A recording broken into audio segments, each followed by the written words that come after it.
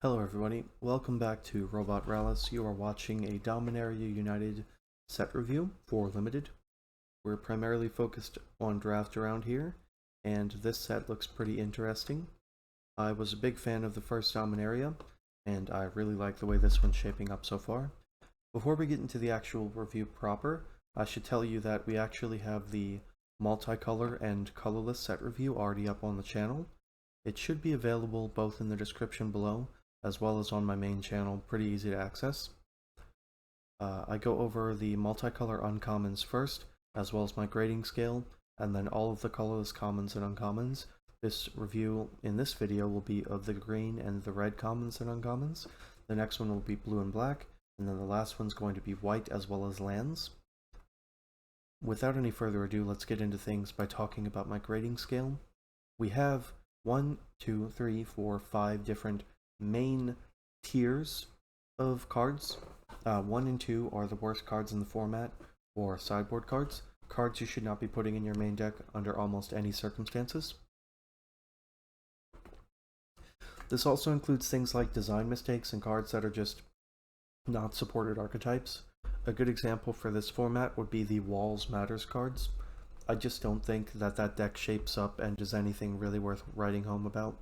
I think the pieces are just too clunky, and any kind of focus deck is just going to get steamrolled. Is just going to steamroll the wall deck, rather. Then we have 3, 4, and 5. These make up the majority of your limited decks, and they consist of worse than filler, and good. A lot of cards are going to fit inside of here. Don't be surprised if you hear a lot of 3s, 4s, and 5s. 6s and 7s are some of the best cards in the format, high tier playables and first picks, things that define archetypes, removal spells, stuff like that. Then we have 8 and 9, which are the best cards in the format. Mythic uncommons, cards that make your opponents sigh. It's a little contextual. And then we have rare and design mistakes, things that just don't belong in the set at uncommon or lower. Power levels equivalent to literally a rare. And then at the final tier we have unbeatable. These cards are the cards that you're gonna never ever want to play against. And if they exist in the format at all, that is bad.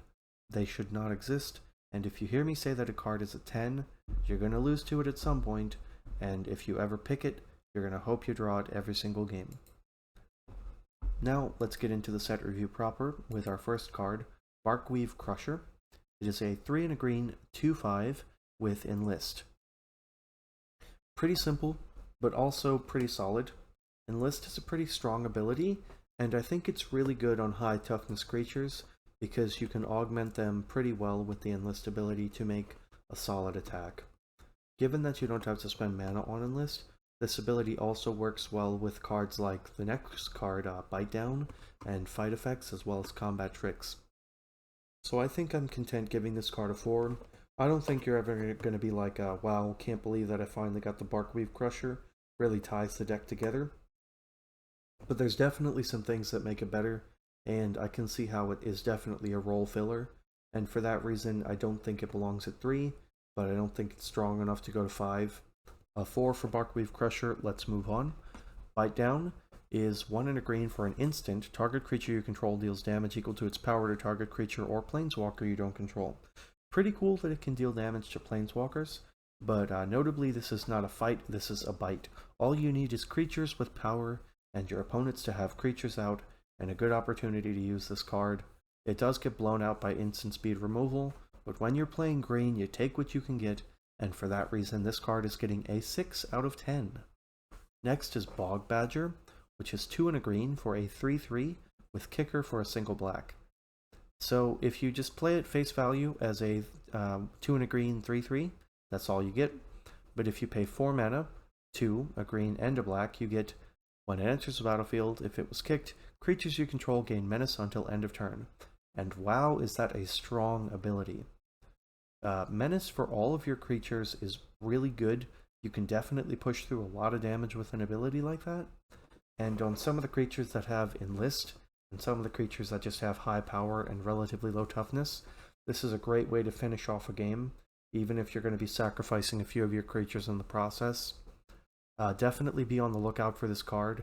It passes the vanilla test with flying colors, and late in the game that ability can definitely turn things around for you. With that in mind, I think this is closer to a 5 than a 4. Definitely doesn't come close to a 6, but there's going to be times where it feels like one, so I'm going to give Bog Badger a 5 out of 10. Broken Wings is our next card, and it is a 2 and a green for an instant with destroy target artifact, enchantment, or creature with flying. That is a kind of textbook 2. I don't think, generally speaking, you're going to want to put this inside of your deck as a main. I think it definitely is sideboard worthy, and I don't think there's any argument for anything other than that. I guess maybe the format shakes out in a way where there's going to be enough stuff floating around, but there isn't an artifact matters theme, there isn't an enchantment matters theme, and flying creatures are not all that common, and I don't want to have a card just rotting in my hand on the off chance that they play one of those slightly uncommon card types. So sideboard grade it is, but it's a good sideboard card. There's definitely going to be times where you're going to bring this in and say, thank goodness I had the Broken Wings for that bomb rare or card that they played that I can't deal with otherwise. Colossal Growth is next. It's 1 and a green for an instant with kicker red. At face value, just for 1 and a green, you get +3/+3 until end of turn, but if you pay 1 green red, you get, instead that creature gets +4/+4 and gains trample and haste until end of turn. And let me tell you, if you try to chump block with your 1/1 some big dorky creature and you're at a relatively low life total, this card is going to kill you. Turning a 5/5 into a 9/9 or a 4/4 into an 8/8 with trample is a good way to finish off a game. You're going to kill a lot of things that people block with just with the front side of it, and for that reason I think that this is going to play like a 5 in the right aggressive decks, and in a lot of other decks it's just going to be a 4. If you want a combat trick, you can definitely do worse in a lot of formats, and the fact that it grants trample if you pay the kicker cost puts it way above and beyond a lot of other tricks that you're going to be using in the format. So I think 5 is where it sits if you're in green-red and you're beating down, and 4 is where it's going to sit in a lot of other decks, bordering close to a 3 because combat tricks are just generally not that good, especially when they're 2 mana instead of 1. Deathbloom Gardener is our next card, 2 and a green for a 1/1 with Death Touch, and you can tap to add 1 mana of any color.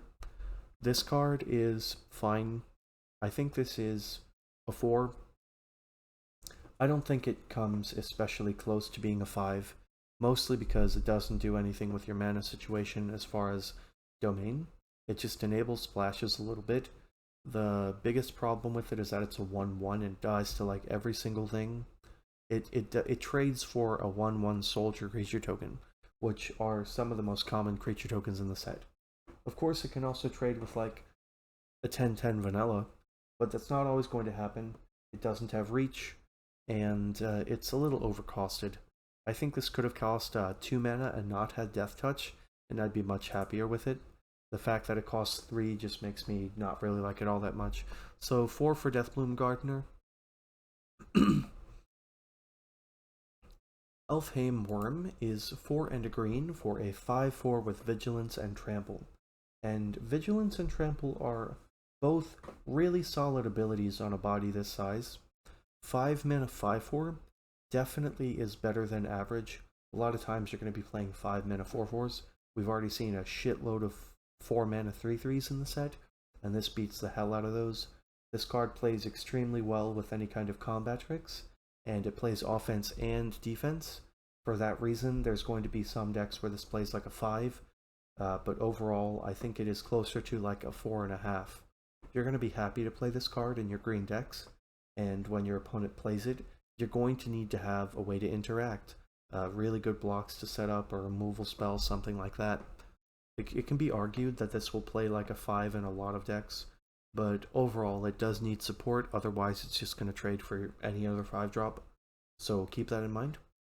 Floriferous Vine Wall is a 1 and a green, 0/2 defender, and when it enters the battlefield you may look at the top 6 cards of your library, reveal a land card from among them, put it into your hand, put the rest on the bottom of your library in a random order. If you are absolutely desperate to find your lands, if you are in that domain deck and you just need to find land drops, this is better than nothing. And if you play it and you whiff, well, that means your top 6 were not going to get you a land and you're happy to get him out the way anyway. The problem is that's all this card does. It does not block especially well at all. It blocks really, really poorly, and there are definitely better cards that you could be playing, especially at the 2-drop slot, that do much, much better for you. So for that reason, I'm giving Floriferous Vine Wall. In the domain deck, this is bad filler, a 3, and in almost every other deck, I'd say this is a 2 or even a 1. I think this card is really, really bad. Gaia's Might is 1 mana for an instant. Domain, target creature gets +1/+1 until end of turn for each basic land type among lands you control. So on average, this is going to be 2 or 3. And at that rate, it's just a combat trick. It's a fine combat trick. There's not going to be a lot of times when giving it +3/+3 is going to be that much worse than giving it +5/+5.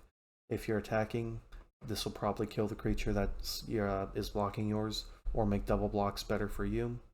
If you're defending, this is going to kill the creature that they attack with pretty much all the time, unless the disparity is massive.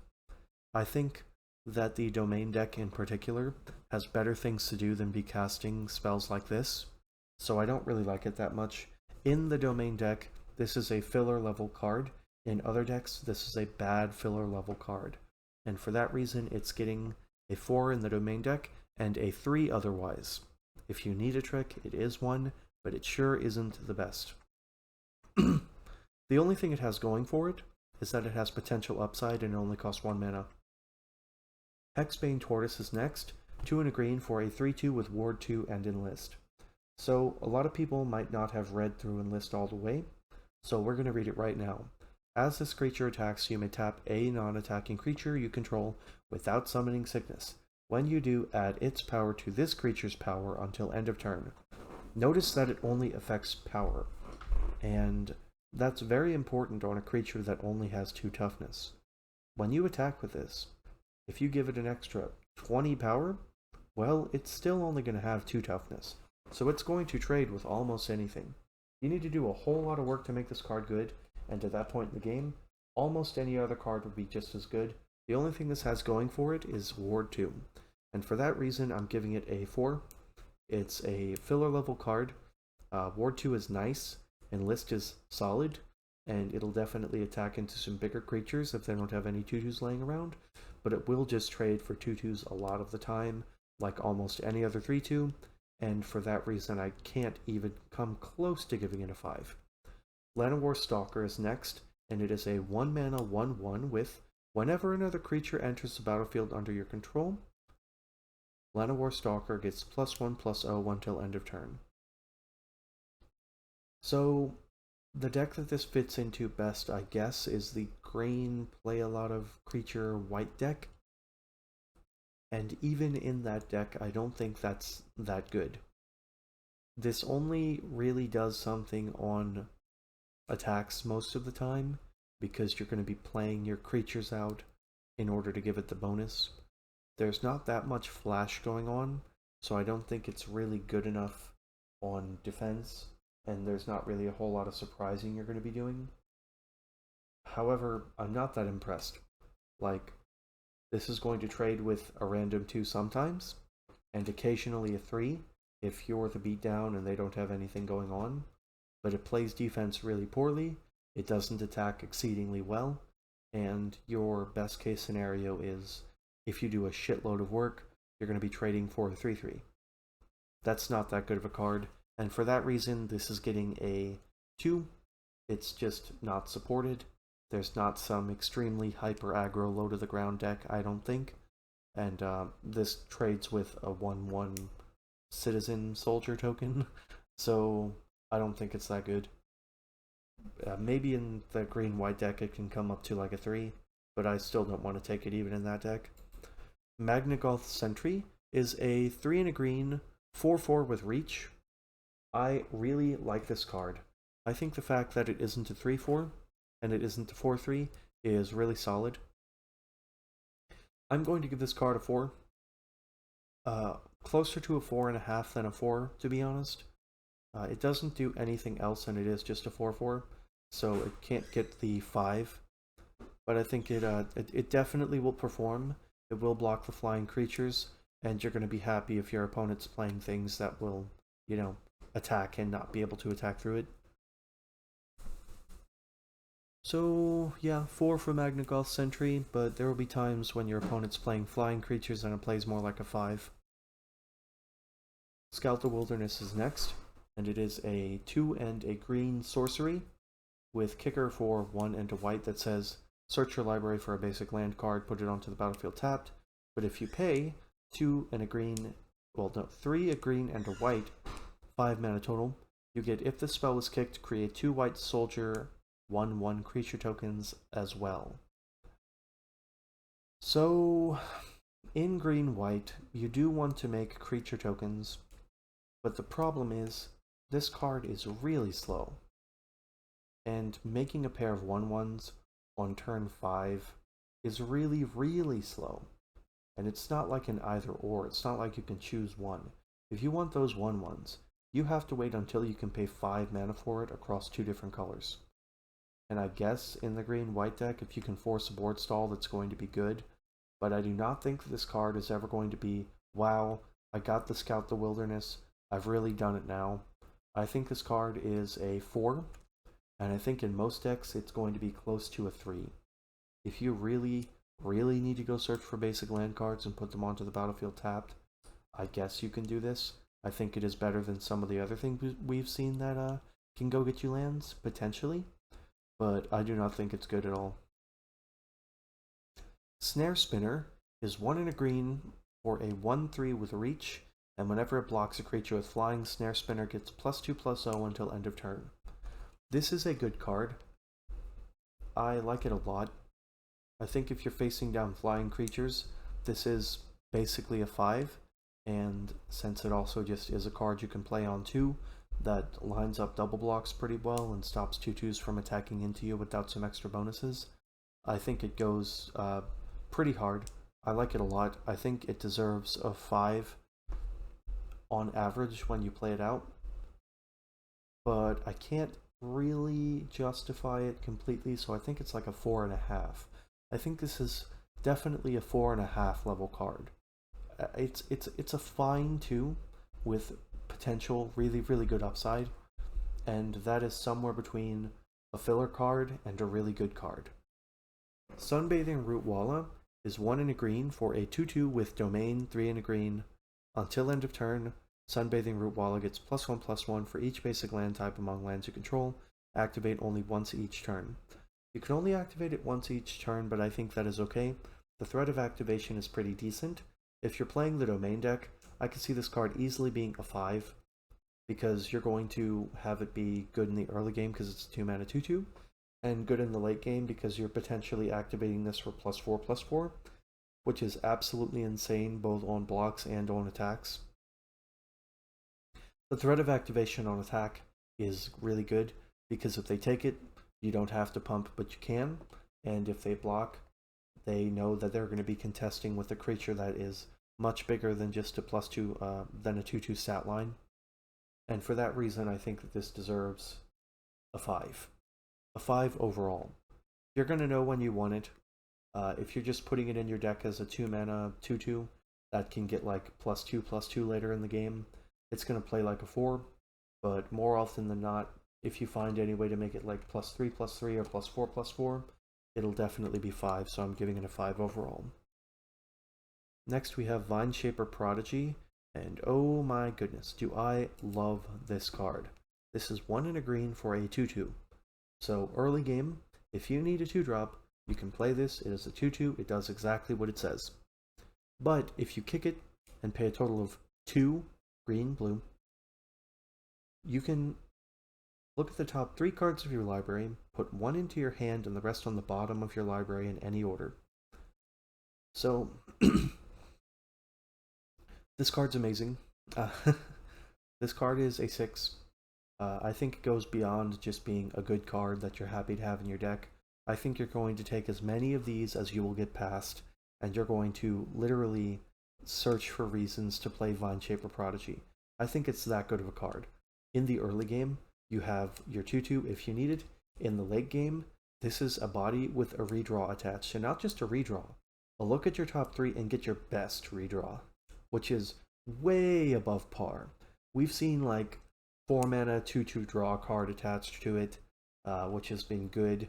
We've seen 3 mana 2/2 draw card, which has been really good, but this is above that. This is definitely going to justify the color and the extra 1 mana attached to it.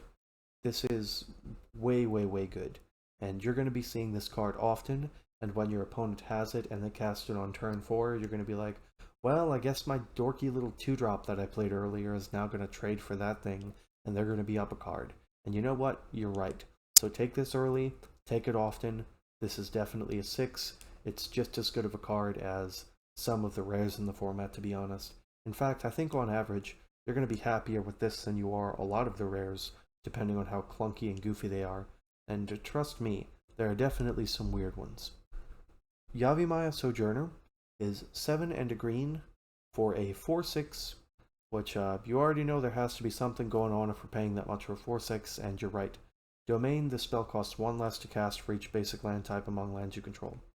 So if you have all 5 of those basic land types, you can cast this on literally turn 3. And to do that, you would basically need like 1 of the tap lands in 2 of the colors, a tap land in 2 other colors, and then a basic. But you can do it. The problem is that this is just a big thing that's a vanilla test. And more often than not, you're still not going to be able to double spell. It's pretty difficult to double spell with a spell that costs 3 or 4 mana most of the time. And when you do, the spells you're going to be casting aren't that big. It's like you can cast a cantrip or maybe a cheap removal spell in addition to casting your 4/6. I think this card is a 4. In the Domain deck, I think it'll play closer to a 5 if you're just way overloaded on those lands. But I'm not like super duper enthused about it. I think it is solid. I think 5 for the Domain deck, 4 for other decks. If you can get it to cost 3 less, it's just going to be average. Elvish Hydromancer is next, and I gotta tell you, I am just loving these green cards with the blue kicker cost attached to them. Vineshaper Prodigy was obviously amazing, and this card does not disappoint either. Between the both of these, we're looking at a common that is probably my favorite green common in Vineshaper Prodigy, and an absolutely bonkers bananas green uncommon that is probably my favorite green uncommon. 2 and a green for a 3/2 that you can just play at face value if you need to play a creature on turn 3, if you need to get some aggression off your back, stuff like that, block creatures, you can do that. But if you ever draw it later in the game, you can wait and pay a total of 5 blue-green, so 7 mana, in order to have a 3/2 that when it enters the battlefield, if it was kicked, create a token that's a copy of target creature you control. So even if this is your only creature, unless they kill it in response, you're getting 2 3/2s. So a 3/2 for 3 that later in the game makes a copy of your best creature and bare minimum makes a copy of itself is really good. Like, that is definitely a 6 level card, and for that reason it's getting a 6. So we have Vineshaper Prodigy and Elvish Hydromancer. Obviously, green-blue is going to be pretty powerful. The uncommons that they have, one of them's extremely good, the other is kind of lackluster, but I think you're still going to be very, very happy to pick these cards up, and it's a color combination that I am saying early is going to be one of the better ones. Linebreaker Baloth is 3 green-green for a 4/5 that can't be blocked by creatures with power 2 or less, and has Enlist. And let me tell you, if you've never played against a creature that can't be blocked by creatures with power 2 or less, it is a beating. It's very difficult to block. It becomes a huge issue pretty quickly. Cards like Questing Beast are a great example of this. Just really, really annoying to deal with. And the fact that it has enlist means that you're going to be dumping creatures into this thing as soon as you possibly can to try and push through that damage, unless you're on the back foot. And if you are, you can definitely do worse than a 5 mana 4/5. I think with that in mind, this card is pretty easily a 5.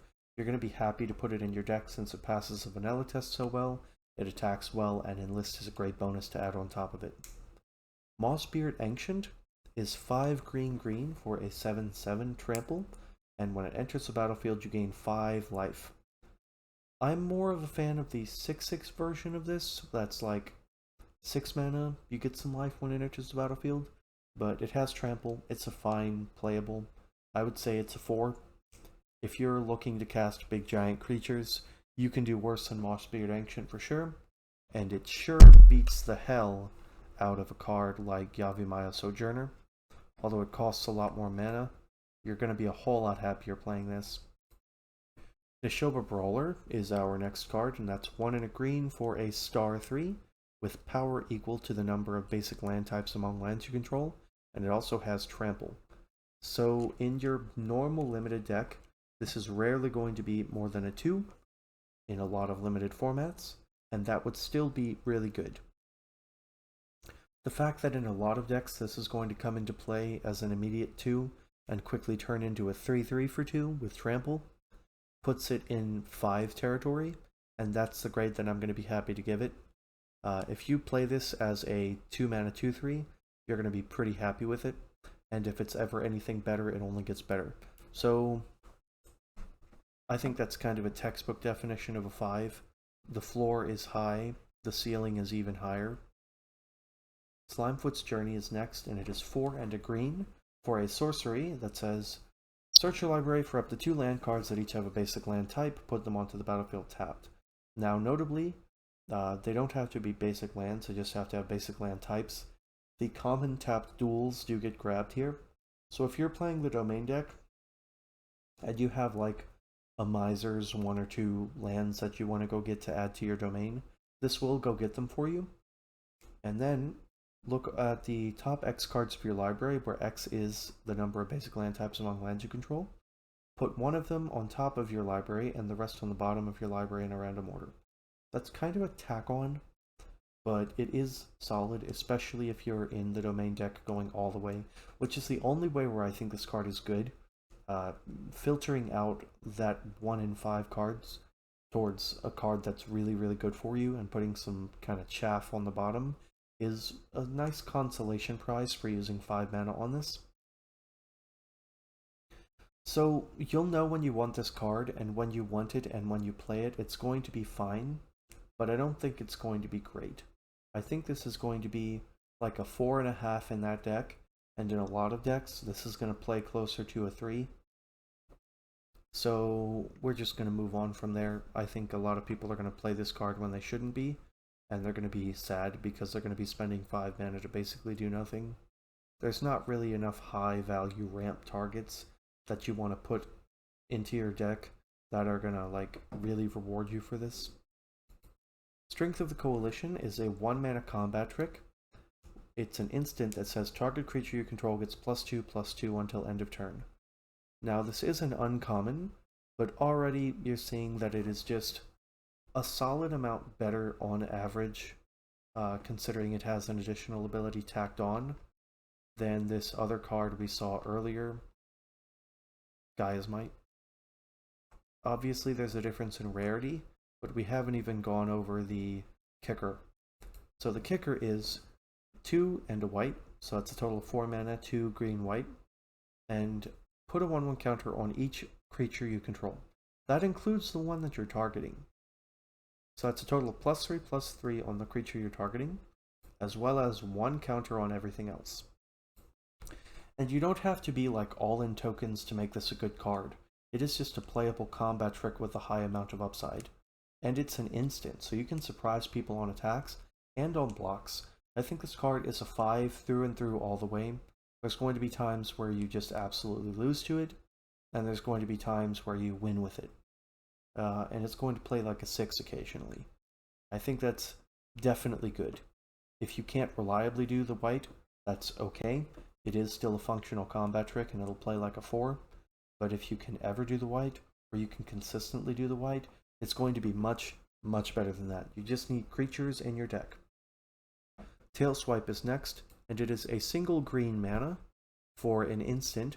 Choose target creature you control and target creature you don't control. If you cast this during your main phase, creature you control gets +1/+1 until end of turn, then those creatures fight each other. So, +1/+1 until end of turn, doing it during your main phase is solid. It doesn't have to be on a clear stack. As long as it's during one of your main phases, it'll do. Which is why I think that this card is good. I think this card is not great, and I think it deserves a 4, but I think it's solid. There's going to be times where it plays like a 5, but if you have the right deck for it, and you have like really good vanilla test creatures, it's definitely a playable card. I don't generally like fights all that much, especially ones that I'm incentivized to cast at sorcery speed, but if you are casting it at sorcery speed, it's not going to be terribly difficult to do this. And if you have the right deck for it, it'll be a 6, similar to the bite that we saw earlier. Tear Asunder is 1 and a green for an instant. Exile target artifact or enchantment. But wait, there's more. If you pay 2 green black, you get exile target non-land permanent instead. Now that is extremely efficient removal. If you're going to be able to cast it for its full cost of 2 green black, that is a 6. Instant unconditional removal spread across 2 colors is definitely a 6. And the other half of it, just the exile target artifact or enchantment, is a 2. It's just a sideboard card otherwise. So if you take it early, be aware that you need to have this kicker cost for it to be good, otherwise it is not a good card. It is a sideboard card at best. Next we have Territorial Morrow, which is a very goofy looking card. That face is very silly. It is a 5 mana star, 4 and a green, and its power and toughness are equal to twice the number of basic land types among lands you control. So, for some decks this is going to be a 5 mana 4/4, and if it's a 5 mana 4/4, that is a filler level card. So if it's more than that, if it's a 5 mana 6/6 or better, it is above filler, leaning towards 5 or higher in rating. So all in all, I like it. If you take this card early, obviously you want to pick up additional basic land types. And if you do that, the payoff's big. It starts out as a card that you're not going to be upset to put in your deck, and it only gets better from there. So I think I like this card at 5 for its normal rating, and it can be closer to a 6 and as bad as a 4 in most decks. The Weatherseed Treaty is next. It is a enchantment saga that costs 2 and a green. It has 3 chapters and read ahead, which means you can start at whatever chapter you want and skip as many of them as you like. Chapter 1, search your library for a basic land card, put it onto the battlefield tap, then shuffle. Chapter 2, create a 1/1 green sapling creature token. Chapter 3, target creature you control gets +X/+X and trample until end of turn, where X is the number of basic land types among lands you control. Okay, so this card is good. At least better than this other card we saw earlier, Scout the Wilderness. Scout the Wilderness is extremely expensive, and you have to use a lot of time to make it pay off. This card is slower, but it gives you all the things with just your 3 mana. It only gives you 1 green sapling creature token, but that's okay. I think that's fine. You're getting the land up front, you're getting the token without paying any additional mana, and the boost on your last turn is just a fine little payoff. I think this is close to a 4. I don't think I'm going to be enthralled to play it, but if I'm looking for ways to make my domain decks better, you can do worse than the Weatherseed Treaty, and I think in those decks it'll function as a 4 for sure. Yavimaya Iconoclast is our last card in the uncommon slot. This Shoba Brawler is a repeat, and Defiler of Vigor is a rare, so we're just going to go with Yavimaya Iconoclast, and then move on to the next color. 1 and a green for a 3/2, so that's already passing the vanilla test, and it has Trample. So that's pretty good. It's a really sizable creature that is easily a 4 point something, like a 4.2 out of 10. And when it enters the battlefield, if it was kicked, it gets +1/+1 and gains haste until end of turn. So the kicker is red, so that's 1, a green, and a red, and you get a 4/3 haste with trample until end of turn for the first turn, and then a 3/2 for the rest of the game. That's extremely powerful. That is a 5 point something, in my opinion. Really beats down super duper hard. I think if you can't cast it for the kicker cost, it goes down to a 4 point something. You're going to put it in your deck, and you're going to be happy with it as your 2-drop, but it's like nothing to write home about. It's never going to like super duper overperform. It's just good with combat tricks because you get to push the aggression and deal damage at the same time.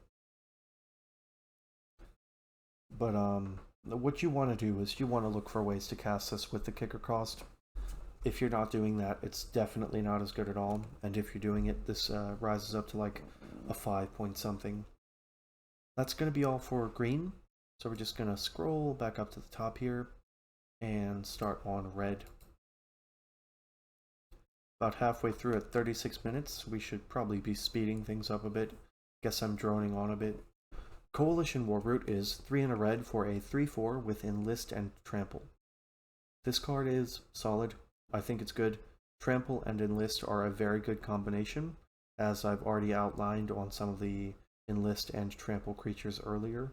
And when we talked about the green-red card, what was it? It was Rada. Yeah, Rada. Rada and this card together, obviously really good. Enlist and Trample, really good combo. I think that's enough to make this card a 5. You're going to be really happy if you're the beatdown deck and you take this. If you're the not beatdown at any stage of the game, you can definitely do worse than a 4 mana 3/4. So the floor is remarkably high, and the ceiling is super duper high. So take this card in moderation, but definitely higher than a lot of the cards in the format. Glowstone Infusion is red for an instant. Target creature gets +2/-2 until end of turn. I really like this card. This is a removal spell, but it's also a pump spell. If you have some random 3 toughness thing out, and you need to trade with something, you can do it. If they have a random 2 toughness thing out, you can play this and probably kill it. I like it a lot. You do have to keep in mind that there is an opportunity cost here. You're using a card, and if they have some kind of pump spell, it will just make the Flowstone Infusion not work the way you want it to, and possibly disastrously for you. Especially since the creature's already getting +2/+0, or +2. So that power boost is definitely something you'll have to think about. But I think this is going to play like a 5. Take it accordingly. Glowstone Kavu's next. That's 2 and a red for a 2/3 with Menace, and an activated ability of red. Glowstone Kavu gets +1/+1 until end of turn. I think this card is a little slow. It's very mana intensive. A 2/3 Menace for 3 mana has historically been a little on the slow side, and you need a lot of things to make it better. I think here it's kind of a textbook 4. I don't think it's really ever going to be like, oh wow, I can't believe I got the Flowstone Kavu, my opponents are just dead. But it's not going to be awful, it's just okay. Furious Bellow is next. 1 and a red for an instant. Target creature gets +3/+0 and gains first strike until end of turn, scry 1. This is kind of your textbook good red combat trick, and I think in that deck it's going to be somewhere between a 4 and a 5. If you're the beatdown and you're looking to crash your creatures into theirs and win combat, Furious Bellow definitely is going to win you some combats. And if you're ever in a situation where your opponent double blocks, this card is going to own them. and play almost like a 6 instead of a 5 or a 4. If you're not that deck and you're just playing a random combat trick because you have a 23rd card slot, Furious Fellow is going to be a 4, and it's as simple as that. D2 Amplifiers next. It is a 1 and a red 1/2 with kicker 2 and a blue. Whenever you cast an instant or sorcery, it gets +2/+0 until end of turn. But if you kick it, which is to say play it for 5 mana, 3 a blue and a red, you get the 1/2 as well as return target creature an opponent controls to its owner's hand. Why it's restricted to their creatures is a little odd. I guess they don't want you to abuse some of the kicker cards in the format by returning them to your own hand. But I think this card's good. I think it is decent enough, and I'm willing to give it a 5. I think it's a little fragile. 2 toughness is not a whole lot, and there's not going to be a lot of times where you're going to be able to kick this and keep up an instant or sorcery to make it better on blocks. But I think the bonus is enough to where you're going to be happier than not happy if you're playing blue-red. If you're just playing it in red, I don't think this card is that good. I think it's a 3. It is a marginal playable at the best of times if you're not going to be kicking it. And when you are kicking it, it is just above filler level. Goblin Picker is next. That is 1 and a red for a 2/2 with red tap discard a card in order to draw a card. This is a really good card, and this is a 5. It is a 2-drop that you can play in the early game, but also maintains value in the late game. It only costs 1, and you'd have to discard in order to draw, but you'll find things to discard. Once again, this is another card in the format that incentivizes you for keeping cards in your hand the later the game goes that you don't really want to play, which points towards a very interesting dichotomy between you wanting to play out your kicker cards and keeping them in hand. You leave room for aggro decks to get underneath you, and that makes formats a lot better. A lot of interplay, a lot of choices to make, a lot of room for skill-based decision-making. So Goblin Picker is going to get a 5, and we're going to move on. Hammerhand. I think this might be the first enchantment aura we've seen. So it's a red mana for an enchantment aura. When it enters the battlefield, target creature can't block this turn, and the enchanted creature gets +1/+1 and has haste. I don't like this card. I think this is a 3. I think you need to be doing very specific things for this to be a good card, and on average it's not going to be one. I'm just going to move on. I don't think it does enough at all. Enthrall to the Pit is 3 and a red for an active treason effect. Gain control of target creature until end of turn. Untap that creature, gains haste. But if you pay the 2 and a black kicker cost, which is a total of 7 mana, 5, a black, and a red, you sacrifice that creature at the beginning of the next end step. Well, spoiler alert, I've already looked ahead into black, and I can tell you there's a good number of sacrifice effects, and some of them cost 3 mana. So it's nice that you do get this as a potential way to just have the self-contained sack outlet, but there's plenty enough of them as is. You don't need to pay 7 for this. I think this is a good card if you're in black-red. There's a lot of redundancy. This card has its own built-in sack effect, and there's a lot of them in black, which makes it in black-red easily a 5. If you're not playing black-red and you don't have ways to sacrifice, this card is a 3, or possibly a 4, somewhere between 3 and 4, filler replacement level. Jaya's Firenado is next. It's 4 and a red for the goofiest name in the set, if you ask me, which is a sorcery that says it deals 5 damage to target creature or planeswalker, scry 1. This isn't really hyper-efficient removal. A lot of removal spells do fit into the 6, but I'm going to give this one a 5 because it is pretty expensive and it's not going to deal with everything. 5 damage to target creature is a good amount, and you do get a scry 1 on top of it as your little bonus consolation prize, but I don't think it's enough to be a 6. You're going to take it and you're going to cast it and you're going to be happy to kill things, but you're not like, oh wow, thank God, got back the Jaya's Firenado, can't wait to play that. Keldon Strike Team is 2 and a red for a 3/1 that says, as long as Keldon Strike Team enter the battlefield this turn, creatures you control have haste. So a 3/1 haste is not really all that much to write home about. There's a good number of 1/1 tokens, and this is going to trade for like every creature in the format. You don't want your 3 mana plays to trade with literally everything, including random tokens. But we also have Kicker for 1 and a white, so 5 mana total, 3 a white and a red.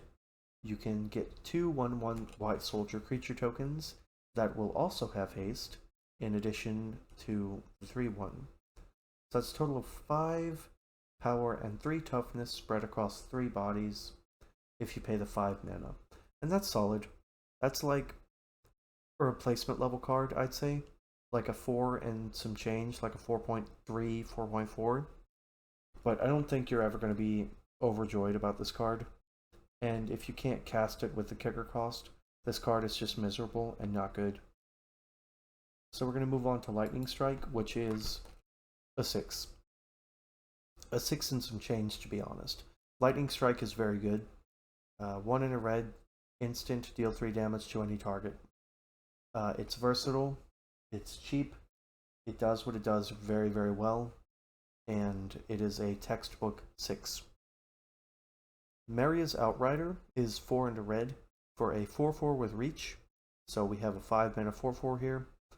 Kind of the benchmark for what a lot of 5 mana cards tend to be these days. And reach is a pretty good ability for it to have. And it also has another ability, Domain. When it enters the battlefield, it deals damage to each opponent equal to the number of basic land types among lands you control. If you're dealing 2 or 3 to your opponent, this is solid. If you're dealing 4 or 5 to your opponent, this is a game changer. Like 4 or 5 is a lot of life, 2 or 3 is an amount. Like 2 or 3 is fine.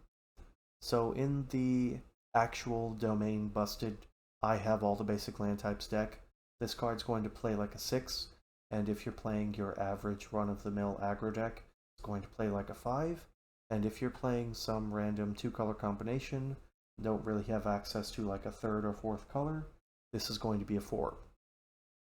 That plays well. It's going to be like a 4.5 because of the reach. Molten Monstrosity is next. It is 7 and a red for a 5/5 with trample, and it costs X less to cast, where X is the greatest power among creatures you control. So if you have a 3-power creature, this is going to cost 5 mana to play, and a 5 mana 5/5 trample is good. I think this card is a 5. I think a 5/5 trample is relatively difficult to deal with. It plays well with combat tricks, it's really good in the green-red archetype, and it's solid in the black-red archetype where you have all that removal floating around. I think this is going to be a pretty good card for you, and you don't need a lot to make it castable. Of course, if all you have is a 2/2, it's still going to cost 6 mana, but it's pretty easy to put like a random 3/2 for 3 into play, and have this be a perfectly castable card at 5 mana. And it just beats the hell out of like a Yavimaya Sojourner, which is a 4/6 that costs a good amount of mana to play and is a little bit more restrictive in how you cast it. And the previous card, which is a 5 mana 4/4 with some marginal abilities if you're not doing good synergy stuff with it. So I think this is going to be a 5 in almost every deck.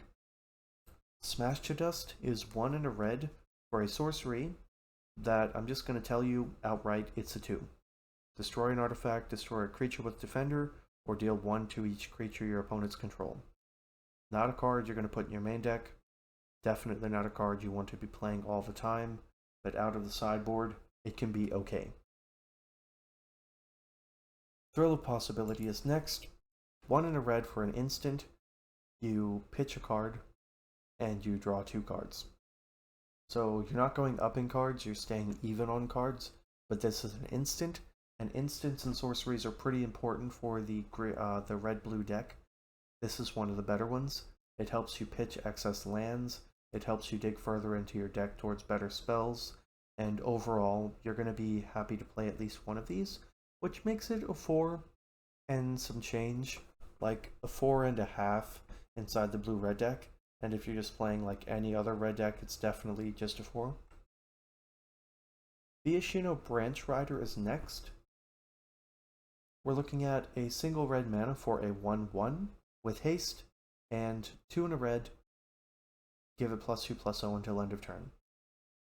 It also has a kicker for 2 and a green, so for 2, a red and a green, you get a 3/3 with haste that can get +2/+0 until end of turn. This is a 4. 1/1s with haste do not do especially well on turn 1. They usually can peck in for like 2 or 3 damage, but they rapidly lose their value as the game goes on.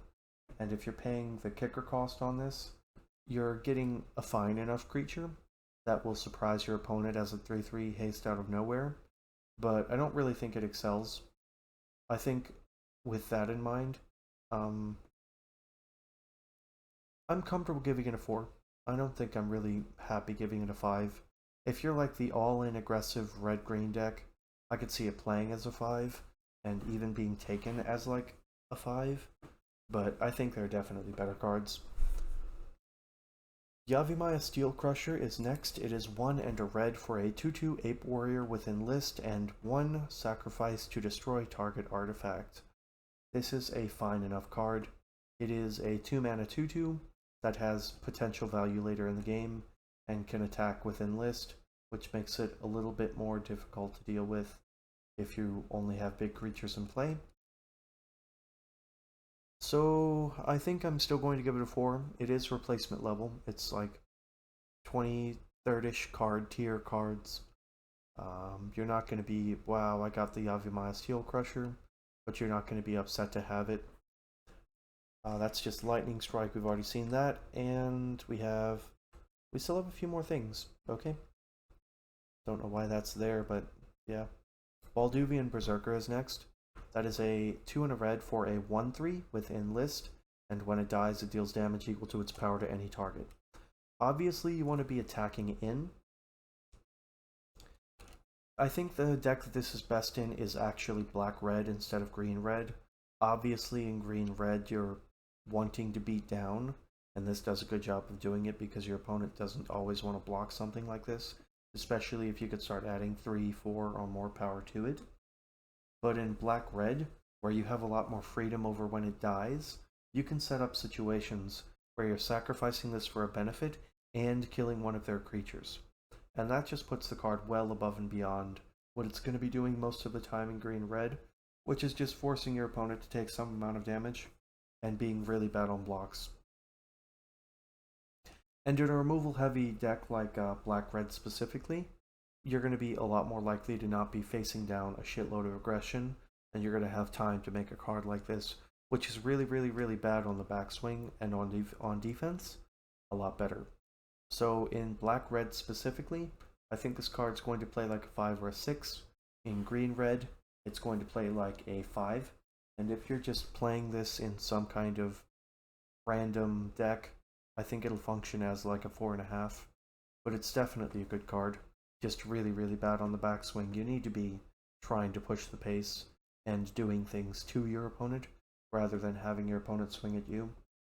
And for that reason, it's more often than not going to be less than a 6 and often going to be less than a 5. Dragon Whelp is 2 red for a 2/3 with flying, and you can pay red mana to give it +1/+0 until end of turn. If you activate that ability more than 3 times in one turn, you have to sacrifice it at the beginning of the end step. This is a solid card. It is a little mana hungry, and for that reason I think it's going to be a 4. I think if this is like your curve topper, like your big finisher, then cool. But it's definitely a little restrictive. Like, if you're playing this and you have other stuff inside of your hand, you have to choose between keeping the mana up to pump this and doing other things, and that can sometimes be a pretty tough call. You can definitely do worse than a flyer, but I think this is going to be like a 4.5, and if you're on the beatdown, it's going to play more like a 5 or higher, and if you're on defense, or you want to cast other stuff in your hand, it's going to play closer to a 4. Electrostatic Infantry is next. It's 1 and a red for a 1/2 with trample, and whenever you cast an instant or sorcery spell, put a 1/1 counter on it. This is a very good card.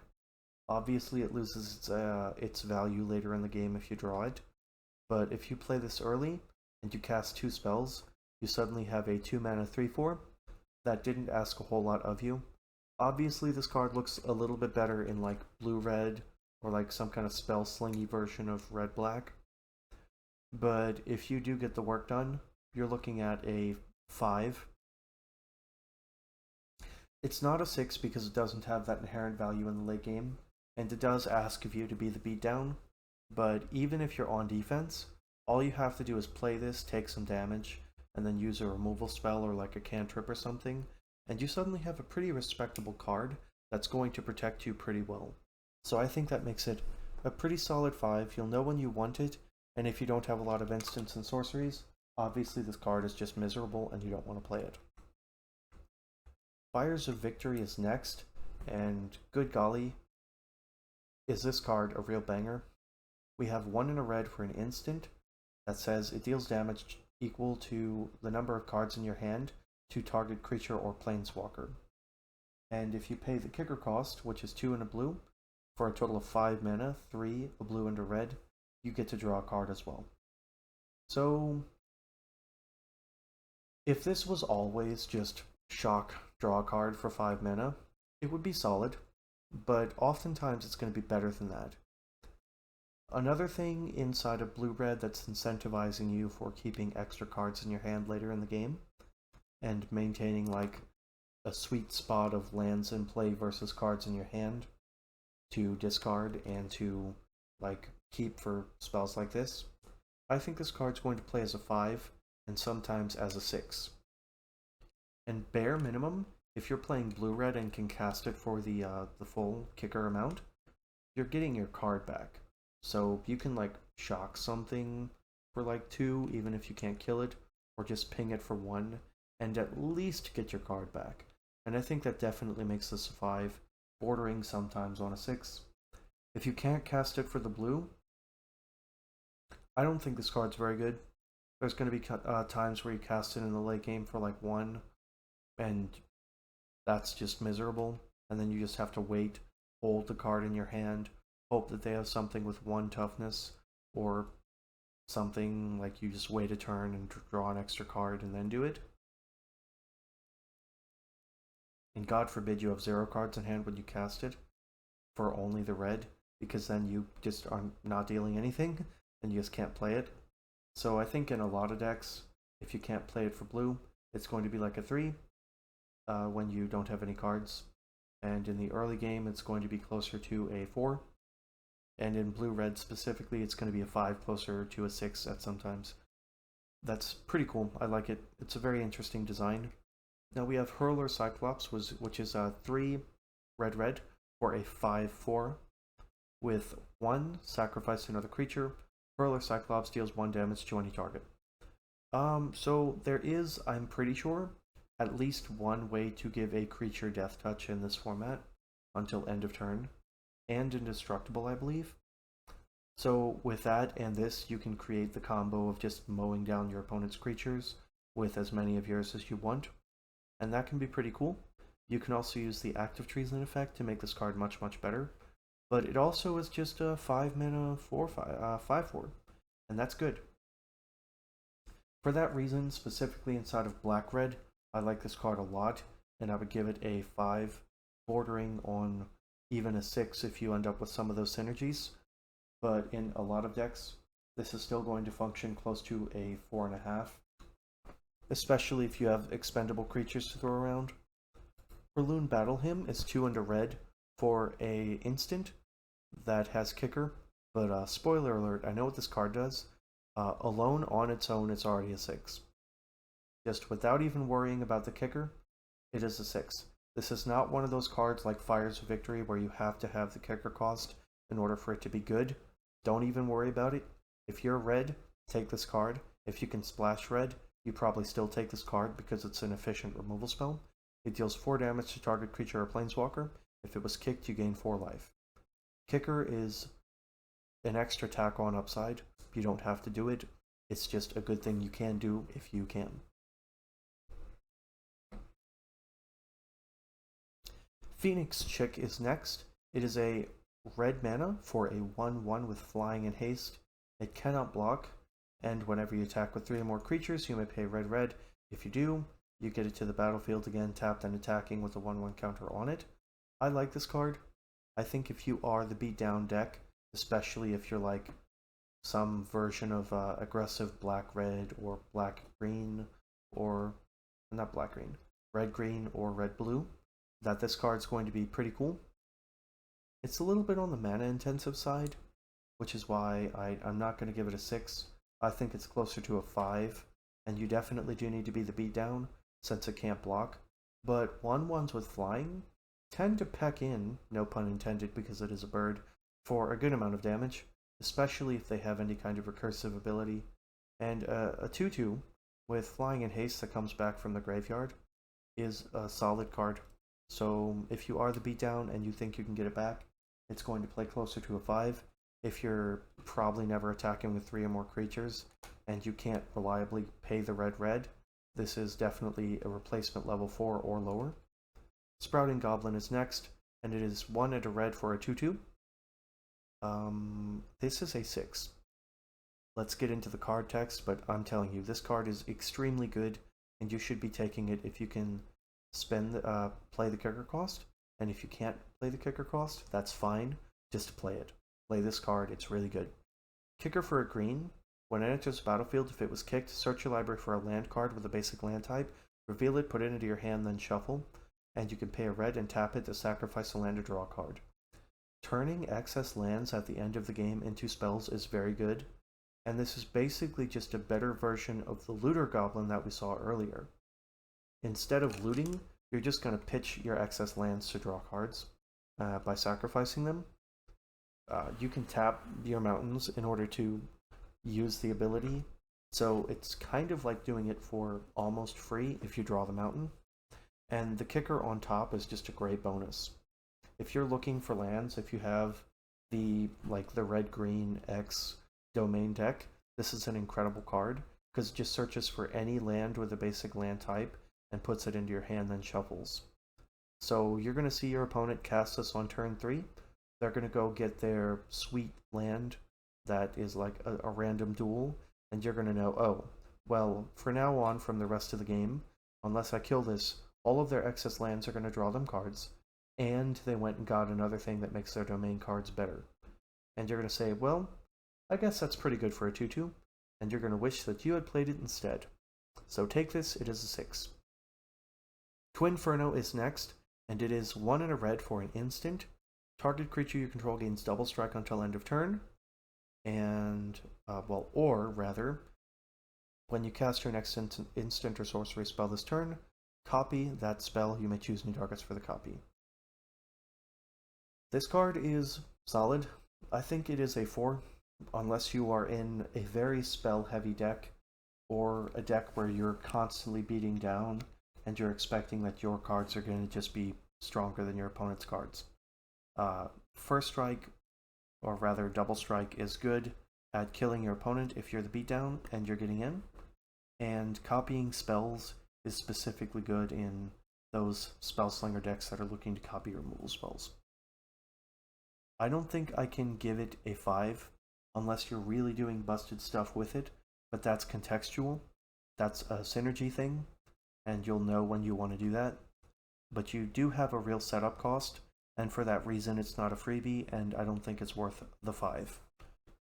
And there are definitely going to be decks where you just can't really play this card.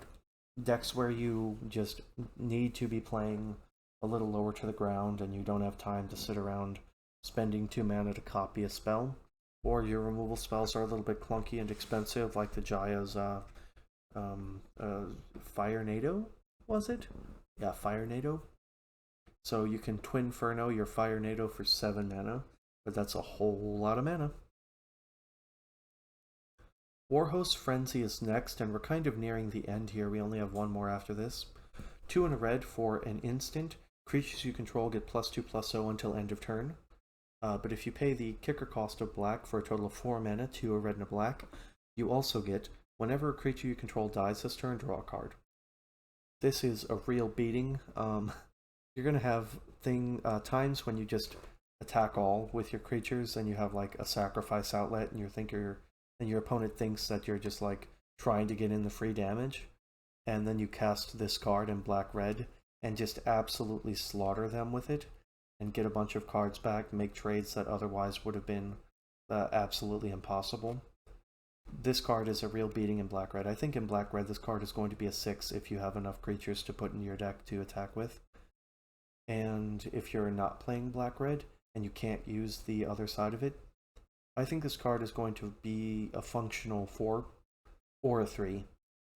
This is one of those cards where the only time you want to be casting it is probably when you are in black-red.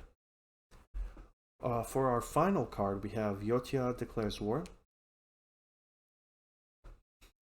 It is a read-ahead saga, which means you can start wherever you want and skip as many chapters as you like. But then you have to do all the subsequent chapters after it, so you can start at 2, and you have to do 3 the next turn. You can start at 3 if you want and immediately get the last chapter. But spoiler alert, this is not really that good of a card. I think this is an okay payoff to a bad deck. And okay payoffs to bad decks do not excite me. It's like filling your deck with like 3s and 4s and expecting this 5 in that deck to be good. You're just putting some lip gloss on a really bad looking deck. So chapter 1, you create an 0/2 Thopter artifact creature token with flying named Ornithopter. That's okay, I guess. It doesn't really do a whole lot, but it is technically a creature. Tap any number of artifacts you control for chapter 2, and the enchantment deals that much damage to target creature or planeswalker. You need a lot of artifacts in play to make this good. If you're just like killing a 2/2 with this, your opponent's going to be like, well, okay, that's fine. And they're going to move on with their lives. Then the last chapter, up to 1 target artifact you control becomes a creature with base power and toughness 4/4 until end of turn. So self-contained, this is create an 0/2, tap it next turn to deal 1 to something, and then until end of turn it's a 4/4 flyer. That's not that good. If you have a bunch of artifacts it gets better, but I still don't think it's really that good. Like, that artifact wall deck is not really that big of a beatdown, because all of the artifacts that we've seen so far are kind of just medium. I don't think this really makes the deck that much better, and in general I think almost any focused color combination is going to kind of blow decks like this out of the water. And usually you want your solid payoff cards that tie the decks together to be like commons. You don't want them to be an uncommon that like literally it is just an okay version of other cards. Like, this is just an uncommon removal spell with a bunch of other trinket text attached to it that requires you to do a whole lot of work. Like, tapping all of your artifacts to do that is a real cost. That is a real cost. So for that reason, I'm going to give this card a 5 in the deck that it's in, but it's going to be a 5 in a deck full of 3s and 4s, and in almost any other deck, this is going to be a 2, an unsupported archetype, and not a card you want to be playing. That's going to do it for this video. I hope that you've enjoyed this part of the set review. You can find the first part of the set review and the subsequent parts of the set review on my channel. The first part of the set review is going to be inside of the description, and I might end up updating the description to feature the next parts of the set review, which is going to be black and blue, followed by white and lands. Thank you for tuning in. This has been Robot Ralis. Please consider liking, subscribing, sharing, and leaving a comment. Have a wonderful night.